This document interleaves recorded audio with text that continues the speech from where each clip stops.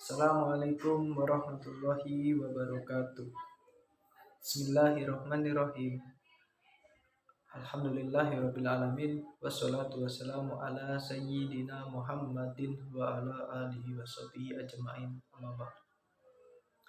Perkenalkan, nama saya Muhammad Rizky Abror Sofyadi dari Offering C19. Di sini saya akan sedikit menjelaskan tentang konsep tauhid dalam agama Islam. Sebelum lanjut, alangkah lebih baiknya kita mengetahui apa sih ilmu tauhid itu. Jadi setelah saya membaca beberapa buku, membaca beberapa referensi, saya menemukan satu buah buku yang berjudul Kajian Aqidatul Awam. Di sini dijelaskan bahwa pengertian ilmu tauhid adalah ilmu yang di dalamnya membahas akidah agama yang dihasilkan oleh akal. Nah, agama yang dimaksud di sini adalah agama yang dinisbatkan dan dibawa oleh Nabi Muhammad SAW. Nah, mengapa ilmu ini dinamakan ilmu tauhid? Ada alasannya, yaitu karena ilmu ini berisi pembahasan tentang keesaan Allah Subhanahu wa Ta'ala. Dulu di kota Mekah, sebelum Rasulullah Shallallahu Alaihi Wasallam ada, terdapat beberapa kepercayaan agama seperti Yahudi, Nasrani, Majusi, terus ada animisme, yaitu percaya kepada kekuatan roh. Terus ada lagi yang namanya dinamisme, yaitu sebuah kepercayaan tentang kekuatan benda, dan politeisme yang percaya dengan banyaknya Tuhan. Hal ini dibuktikan terdapat sekitar 365 berhala di sekitar Ka'bah di kota Mekah pada waktu itu. Nah, berhala tersebut dibuat dari berbagai bahan seperti perak, perunggu, emas, dan lain-lain. Pembuatan berhala itu tergantung kondisi ekonomi seseorang pada waktu itu. Jadi dulu di kota Mekah, tepatnya di sekitaran Ka'bah itu terdapat banyak berhala.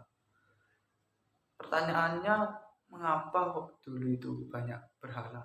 Menurut kepercayaan orang-orang yang menyembah berhala, bahwa jika semakin banyak berhala, maka semakin mudah bagi mereka untuk mendapatkan pertolongan atau lebih cepat dalam pengabulan doanya. Hingga Rasulullah Shallallahu Alaihi Wasallam lahir dan datang untuk mengajak orang-orang di sana untuk lebih mengenal Allah Subhanahu wa Ta'ala dan sifat mulia Allah. Ya, meskipun tidak langsung diterima dengan baik oleh orang-orang yang menyembah berhala, dan tidak jarang Rasulullah itu dibalas dengan caci makian. Namun Rasulullah Shallallahu Alaihi Wasallam tetap sabar dan tidak membalas perbuatan orang-orang tersebut.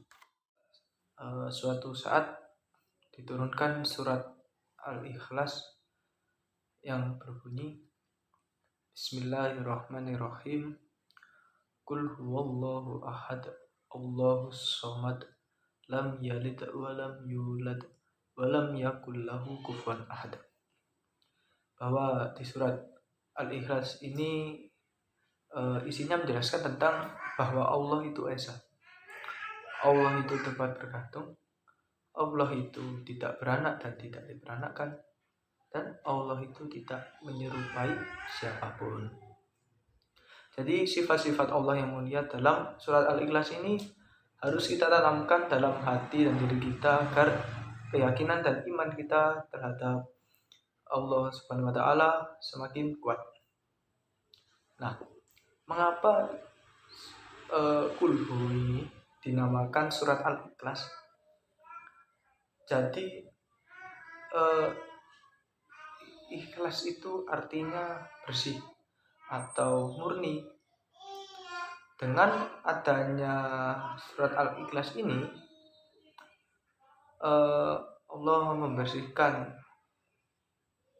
atau dalam kata lain, keyakinan yang ada sebelum Rasulullah Shallallahu Alaihi Wasallam lahir, seperti animisme, dinamisme, Majusi, Nasrani, Yahudi, itu perlahan-lahan mulai hilang, dan akhirnya banyak yang tertarik tentang konsep tauhid yang dibawa oleh Rasulullah Shallallahu Alaihi Wasallam. Jadi ada sebuah kisah tentang keutamaan surat Al-Ikhlas. Jadi gini, di zaman Nabi Muhammad Shallallahu Alaihi Wasallam terdapat seorang sahabat yang selalu membaca surat Al-Ikhlas ketika hendak melakukan sesuatu. Sahabat tersebut bernama Muawiyah bin Muawiyah Al-Laitsi. Nah, sahabat Muawiyah itu di saat keluar rumah, saat masuk rumah, saat duduk, saat berdiri, selalu membaca surat Al-Ikhlas. Jadi dalam keadaan apapun, beliau selalu membaca surat Al-Ikhlas. Hingga di saat sahabat Muawiyah telah wafat, Rasulullah Shallallahu Alaihi Wasallam kemudian menyolati jenazah beliau. Nah, di belakangnya, dua saf di belakang Rasulullah, terdapat beribu-ribu malaikat. Jadi setiap satu saf itu terdiri dari sekitar 70.000 malaikat. Jadi jika dua saf sholat, ada 140.000 malaikat yang ikut menyolatkan dan mendoakan sahabat Muawiyah. Nah, lalu setelah itu Rasulullah itu bertanya kepada malaikat Jibril, wahai malaikat Jibril, apakah keutamaan Muawiyah ini kok sampai segini kedudukannya?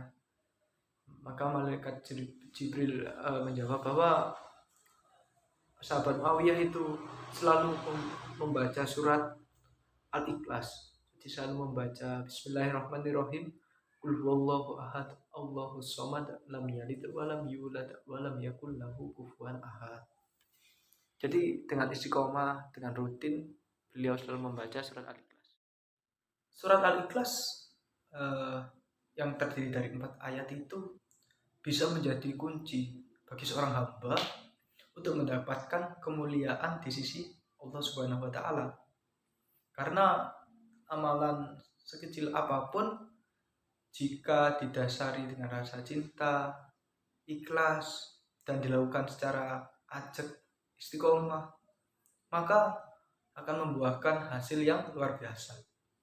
Karena ada sebuah pepatah yang mengatakan bahwa al-istiqomatu khairu min alfi karomah.